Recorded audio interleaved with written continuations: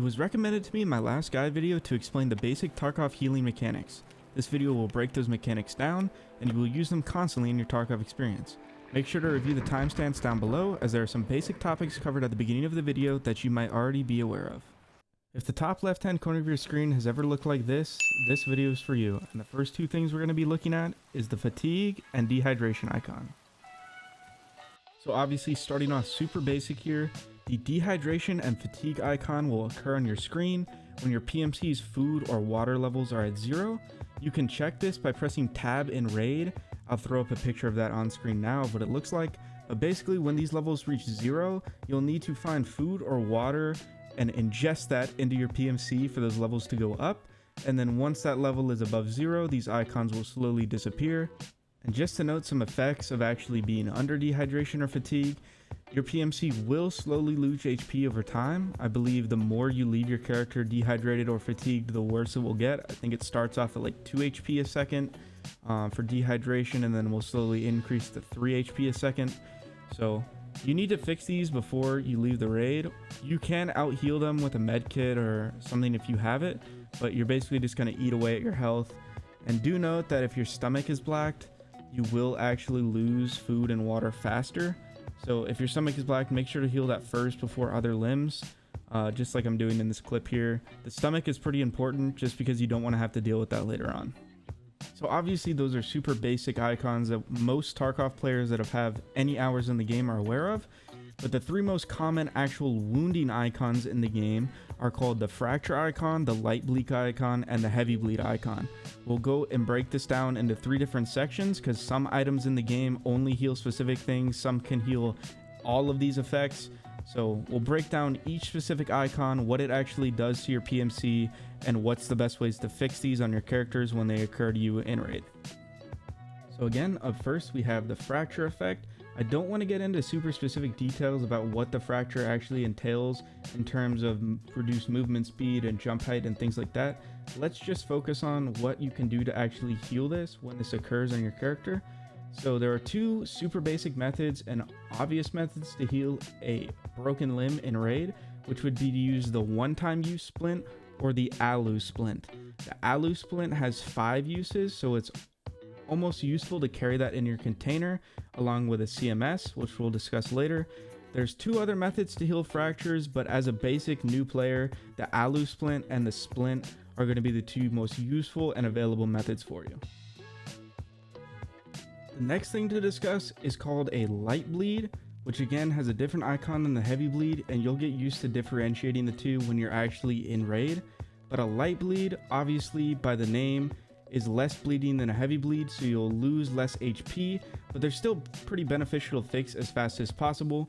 There's actually a few items in the game, including medkits, that can heal these pretty quickly. The 2 items in the game that are specifically meant for light bleeds are the one-time use bandage and the 2-time use bandage. I think they're called the antiseptic and army bandages, but those are specifically for light bleeds and won't heal any other effect. Now, every single medkit in the game besides the AI2, which we'll go over medkits a little bit later, can also heal light bleeds, which the majority of the time I will use a medkit to heal a light bleed. But for now, let's stick with the basics. Antiseptic band-aid and army band-aid are the 2 most basic methods to use to heal a light bleed. So super similar to the light bleeds, there are 2 items in the game specifically meant for heavy bleeds.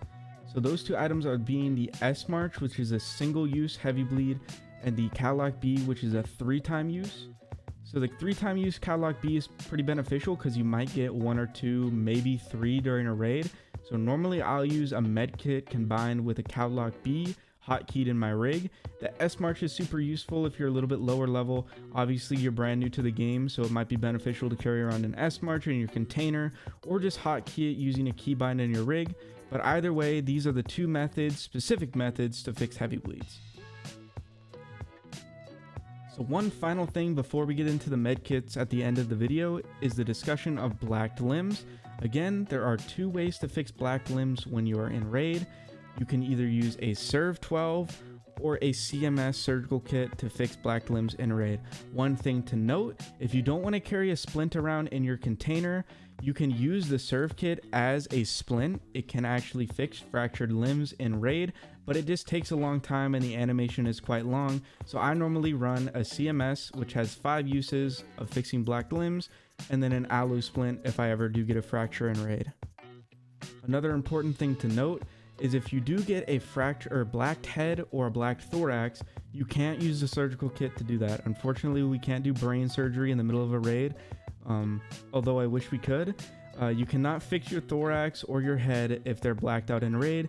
The best course of action would obviously either be to die or find the nearest extract and leave, because a blacked head or a black thorax will literally ruin your raid. Alright, you've made it to the last part of the video, which we'll be discussing medkits. There are 5 different medkits in Escape from Tarkov, going from super basic level, which is the AI2, stepping up to an I-FAK, to an A-FAK, to a Grizzly, and obviously the well-known Salewa.